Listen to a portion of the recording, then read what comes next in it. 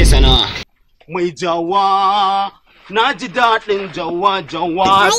Jama'a sun fito ne jabsan sabon wanka. Rawa kake yi baka jin kunya ne?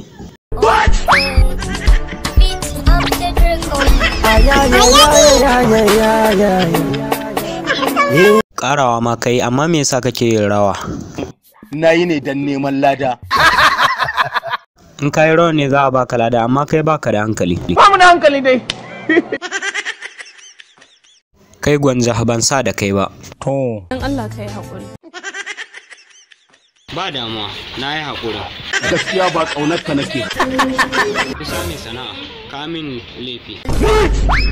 Inna lillahi wa inna ilaihi raji'un. Kana ganin ba gaske ba ne?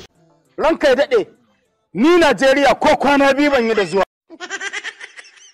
Sarki Alinu wai bai yi sati da zuwa Najeriya ba. Babu ruwan Alinu. Ƙarya yake don kai.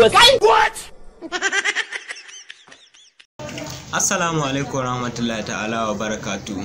Barkanku da warhaka masoyana, da fatan kuna cikin ƙoshin lafiya. Har yau dai ni ne naku wanda kuka fi sani da Sila Goma. Ku je ku yi subscribing a wannan tashar, ku danna alamar ƙararrawa yanda da zarar ya ɗora muku sabon shiri zai sanar da ku, wato Taurarin TikTok TV. Tasha ce wanda za na kawo muku bidiyoyi na TikTok wanda da su na sa ku farin ciki, da kuma sauran ma bidiyoyi wanda da su na sa ku farin ciki. Kuma ni har a yau na fi so kullum ku kasance a cikin farin ciki.